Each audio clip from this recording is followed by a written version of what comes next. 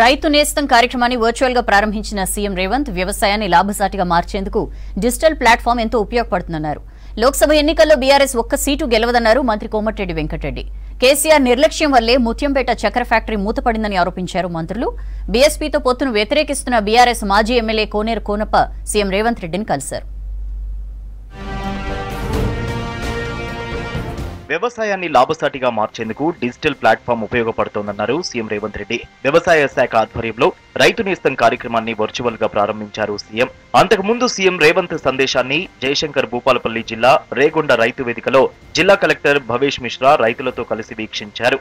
రైతు నేస్తం ప్రారంభోత్సవంలో deputy CM బట్టి విక్రమార్క, వ్యవసాయ శాఖ మంత్రి తుమ్మల నాగేశ్వరరావు పాల్గొన్నారు.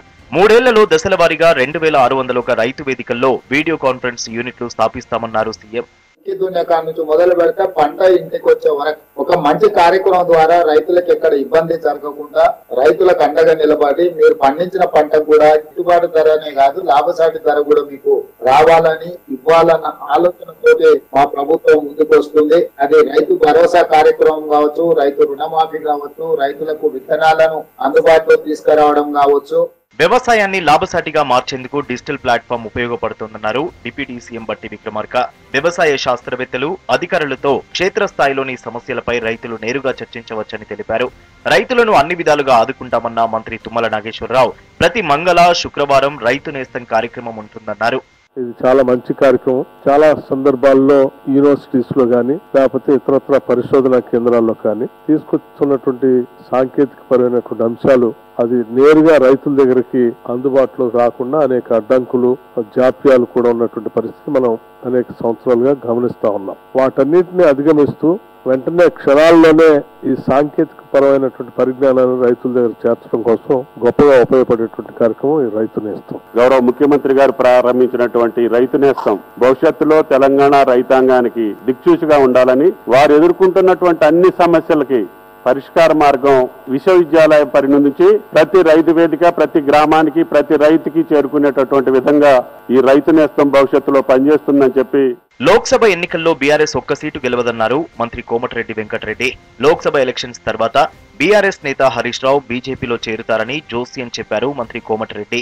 కాంగ్రెస్ ప్రభుత్వం ప్రతిష్ట దిగజారలే, నీ పార్టీ మొత్తం కూడా దిగజారి మొత్తం జీరోకి వచ్చే పరిస్థితులు వచ్చి 3 సిట్టింగ్ ఎంపీలు వచ్చి సిగ్గు లేకుండా కేసీఆర్ మాట్లాడితే ప్రభుత్వం ప్రతిష్ఠించారు. కేసీఆర్ గారు నీ పార్టీ పని అయిపోయింది, పార్లమెంట్ ఎన్నికల్లో తెలుసుకుందాం, నీ ఒక్క సీటు కూడా జాగ్రత్త.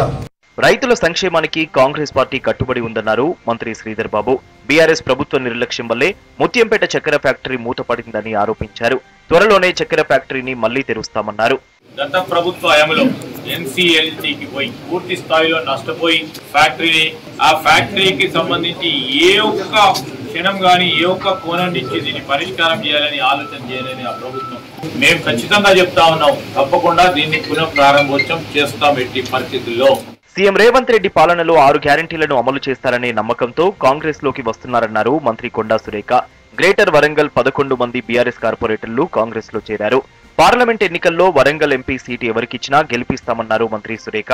ఈ రోజు కాంగ్రెస్ పార్టీలో జాయిన్ అయ్యి ప్రజల పక్షాన నిలబడి కాలరెత్తుకొని ఈ రోజు మేము మా డివిజన్లలో తిరుగుతామనేటువంటి ఒక ధైర్యంతో ఈ రోజు వీళ్ళందరూ కూడా కాంగ్రెస్ పార్టీలో చేరినందుకు వాళ్ళందరికీ కూడా ధన్యవాదాలు తెలియజేసుకుంటూ, మన దగ్గర ఏ క్యాండిడేట్ ప్రకటించిన వరంగల్ అభ్యర్థిగా కాంగ్రెస్ పార్టీ అభ్యర్థిని భారీ మెజారిటీతో గెలిపించడంలో మీ కృషి ఉండాలని మిమ్మల్ని కోరుకుంటూ.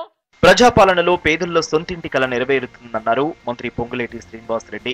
ఈ నెల 11న భద్రాచలం రాములోరి సన్నిధిలో 5వ గ్యారంటీ ఇందిరమ్మ ఇళ్ల స్కీమ్ ను సీఎం రేవంత్ రెడ్డి ప్రారంభిస్తారని చెప్పారు. ఇచ్చిన హామీలను అమలు చేయడమే ఇందిరమ్మ రాజ్యమన్న మంత్రి పొంగులేటి స్టేట్ హౌసింగ్ కార్పొరేషన్, జిల్లా కలెక్టర్లు, మున్సిపల్ కమిషనర్ ఇందిరమ్మ ఇళ్లను పర్యవేక్షిస్తారని చెప్పారు. బీఆర్ఎస్ సీనియర్ నేత సిర్పూర్ కాగజ్ నగర్ మాజీ ఎమ్మెల్యే కోనేరు కోనప్ప సీఎం రేవంత్ రెడ్డిని కలిశారు. బీఆర్ఎస్ బీఎస్పీ పొత్తుపై కోనప్ప అసంతృప్తిగా ఉన్నారు. ఆర్ఎస్ ప్రవీణ్ కుమార్ తో బీఆర్ఎస్ పొత్తు పెట్టుకోవడాన్ని తీవ్రంగా వ్యతిరేకిస్తున్నారు కోనప్ప.